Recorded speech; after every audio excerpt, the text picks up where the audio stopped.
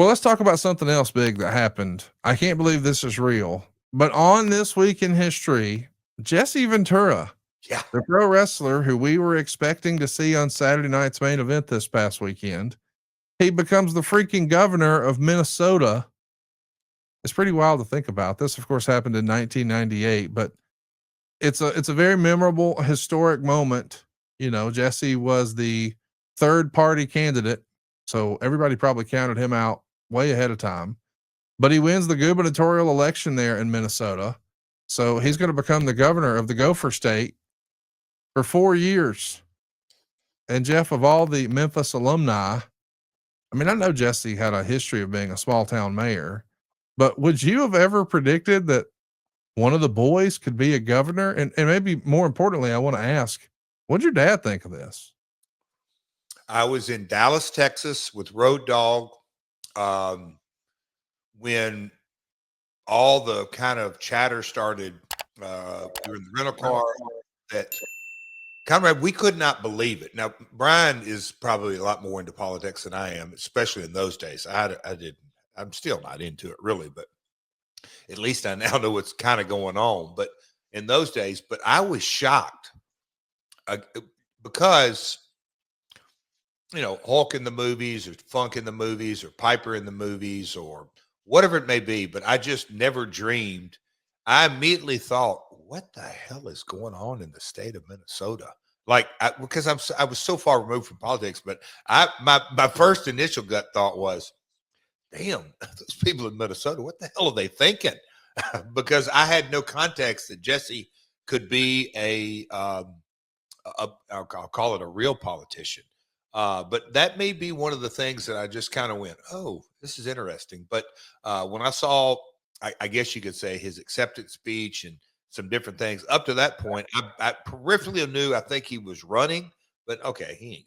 There's no way he's going to win. And when he won, and when I kind of watched some of those comments, I said, damn, that's a hell of a promo. But it was cool. I mean, my dad always spoke fondly of him. You know, he was in Memphis for a bit, but my dad was very anti. How do I say it? He always had the mindset, and I really got, and he probably got it from his mom, so my grandmother, is don't vote for the party, vote for the man. And my dad was a big believer in that, especially over the last 8-10 years, having conversations with my dad in that, you know, getting into the DNA of politicians. Don't don't really assume you know anything about them, regardless of what party they're from. He encouraged that, and he wanted me to encourage others. Like, Dad, I'm staying out of politics. But yeah, Jesse winning was a shock to me back in the day.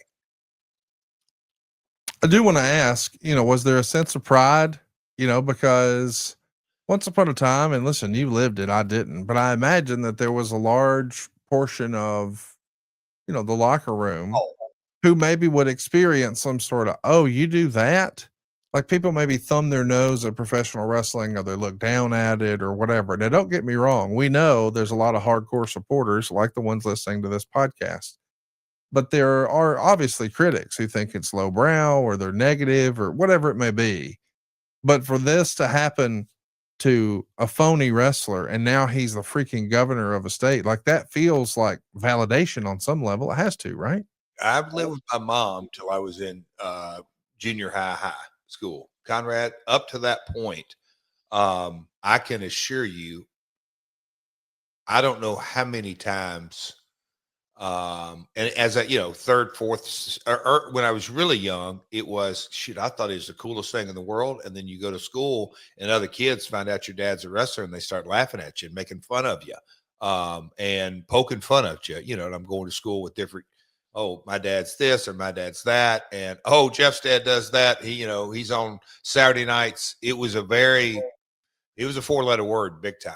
But as you know, as the years went on, I learned to almost, and I'll say it, you know, you got to, as a sixth grade, seventh grade, you kind of have to kind of learn to go, okay, this is different, because you know, my dad was never around in those days at my school, and so there was not a lot of context. They saw my mom, you know, and I would go out in summers or weekends, and back in those days, South Nashville to Hendersonville was a hell of a trip. But yeah, so when he won, I do believe, and it's been a long time coming, but I think Jesse was one of the first to really truly transcend, because Hollywood is a different thing, action heroes and all that. But to kind of get over into that politicians, C-suite level business, Jesse was a trendsetter. So yes, I do think there was a vibe of that amongst the boys. How much do you think Jesse's victory, if at all, contributed to the surge of the ongoing wrestling boom of the WWF and WCW? Like, do you think to the mainstream, and I'm talking about, the highfalutins, the ad agencies, the decision makers, the titans of industry, people in business, like, did it give any sort of validation to pro wrestling? Do you think, did it lift the optics of pro wrestling at all? I think that's been a slow, steady, because again, I think, you ask 100 wrestling fans, why do you do it? Why are you so passionate about it? I think you get 100 different answers. You get, 100, we'll call them non-wrestling fans. Why don't you like it? I think, Conrad, I think it's almost universal. Oh, that's that fake crap. All that, I think they're kind of uniformed on why people don't like it. The ones that do like it, oh, it's the drama, it's the athleticism, it's this, it's that.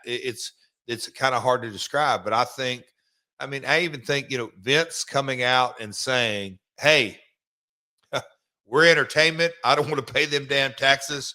You're right. We're fake. We're scripted. He didn't say fake. We're sports entertainer. I think that chipped away. I think Jesse winning. I think Hogan in the movies. I think the building managers of the world, because when you're running Louisville Gardens or any weekly territory, it's every weekend, week out, and wrestling was. It was just, we were just so far under the radar. But when things went national, and you have every TV station, every media market, venues, pop culture, when you have all that, and Hulkamania's in the 80s selling out, I think just chipping away of trying to get into pop culture started when things went national.